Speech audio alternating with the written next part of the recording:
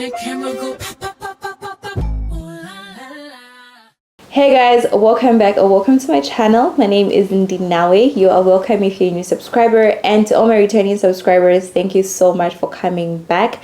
In today's video, I'm going to be sharing with you guys the cost of living here in Portugal, or at least a rough estimate of the cost of living here in Portugal.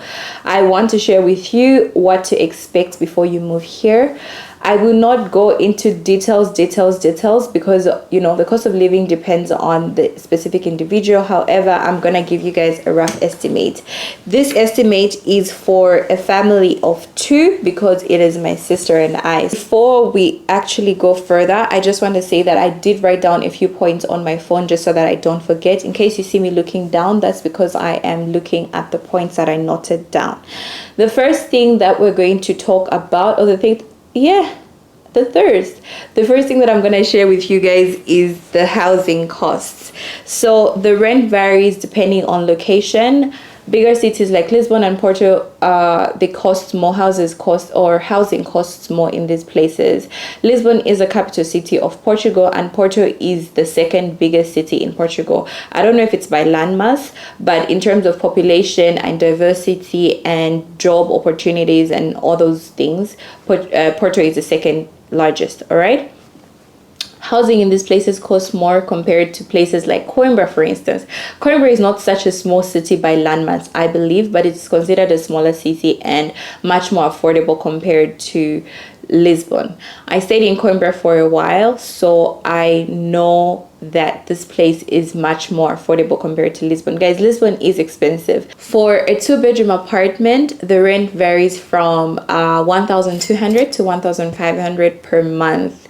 This also depends on the area that you're looking at, because the same apartment in one area, not the same obviously, but a similar apartment that's costing 1,300 would probably cost 1,900 in another area. But standard average prices for a 2-bedroom apartment in decent areas should be around 1,200 to 1,500. It could be more, it could be less, but at least you should be looking at that price in Lisbon. All right. The second point is utilities and internet. Utilities are electricity, gas, and water.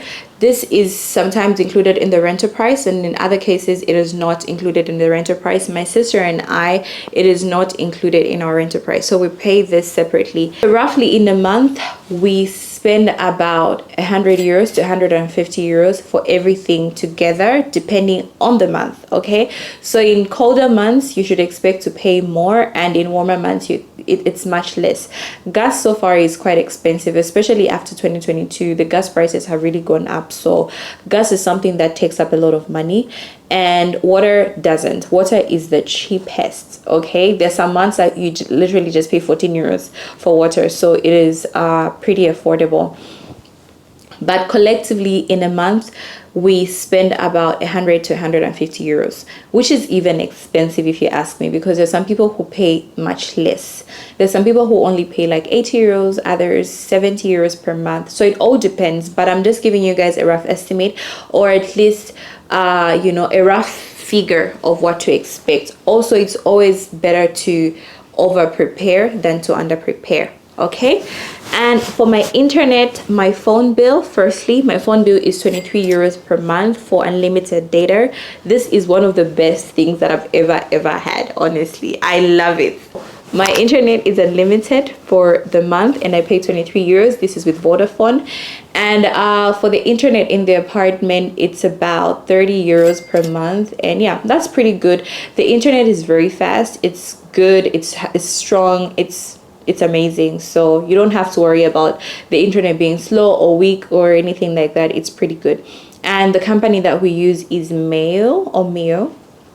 I don't know how to pronounce it properly, but those are our internet providers.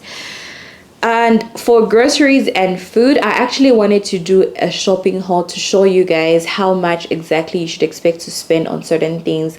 We shop from either Ashan, Continency, or Pingo Dosh. These are the stores that are very popular here. There's also Audi, but we barely shop from there. So typically we actually buy from Continente or Continent. I would say Continent, but that's not the Portuguese pronunciation. So that's where I shop from. next time my sister and I do a monthly shopping, I'm gonna do a shopping haul to show you guys how much we would spend in a month, because we love to buy our things at once. We love buying things in bulk.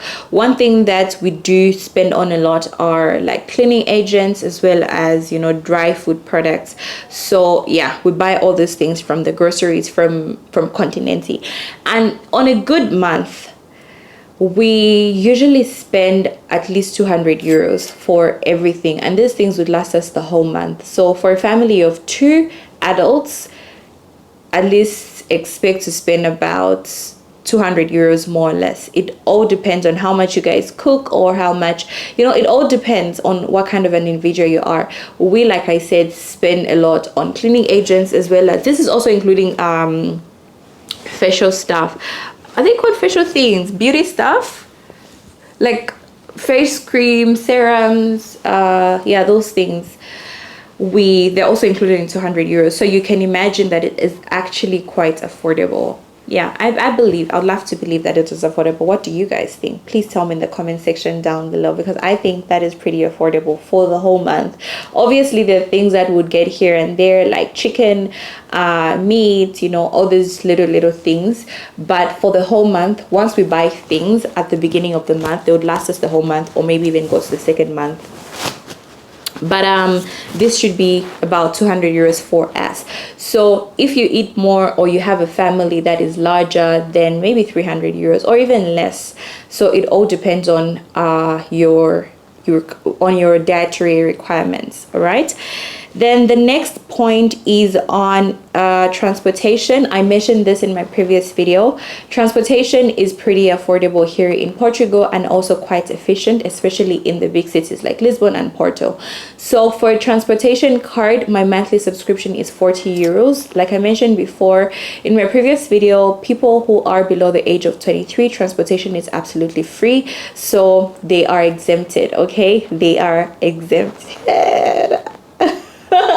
But yeah, 40 euros takes you everywhere within Lisbon, and you can use metros, trams, buses, ferries. You can use any sort of public transportation with that 40 euros. Guys, if you ask me, that is absolutely amazing. That is really good. It saves you a lot, because if you're buying per day, if you're buying a transportation card or a ticket, a daily pass, you will spend a lot. I recently misplaced my transportation card, and I had to go through the stress of getting a ticket every day, a pass every day, and best believe it has been expensive, because at least in a day, going and coming back, I spend about 9 to 10 euros, and that's a lot. It is a lot, whereas I could just spend 40 euros for the whole month. All right, so if you're gonna come here temporarily, or you're going to be here on a long-term basis, I would highly recommend that you explore the option of getting a transportation card. But that's not to say that they do not have other types of transportation, such as Bolt, Uber,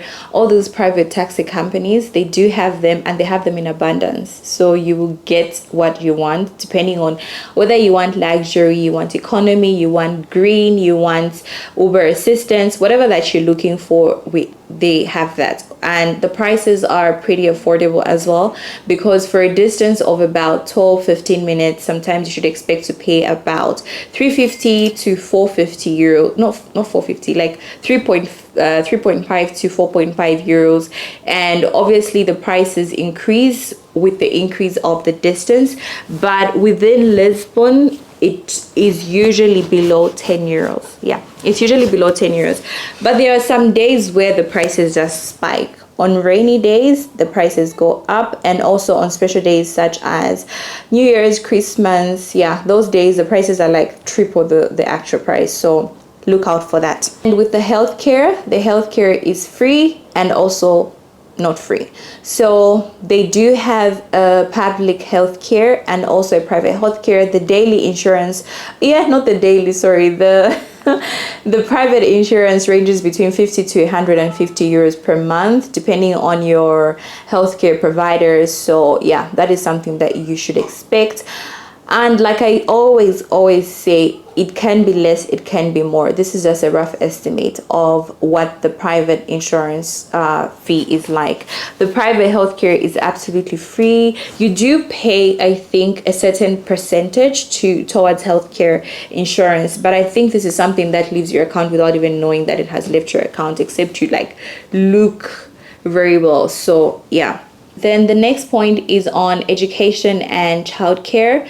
Education and childcare is also free. No, childcare is not free. I don't think so. Well, I'm not going to elaborate more on this because I am not in school and I also do not have a child. But from my colleagues and my friends, from everything that I know so far, they do have public education. Public schools are available, so your children, they go to school for free. And also they have private education, which you pay per month. I have a colleague who pays about 400 euros per month for her little child. The toddler the child is a toddler, so they pay 400 euros per month. And also they have international schools, which are more expensive, even maybe like 500, 650, I don't know. But yeah, with those ones, I think this is something that you have to look into details online, or at least maybe later in the future I might call a friend or a colleague or somebody who's comfortable enough to share the experience with childcare and education here, because yeah, it's very different. The public, the private, the international, there's all those things. For the taxes and social security, I won't speak so much on that because this also depends on your earnings and so many other specifics. If you want to know more on that, I would highly recommend that you get a legal advisor to give you more information on that, or at least ask somebody who is in your line of work. So with everything that I have said, I would just compare the quality of life versus the cost of living here in Portugal. Despite the high cost of living or the rising cost of living here in Portugal offers a great lifestyle with good weather, good food, safety, and friendly people.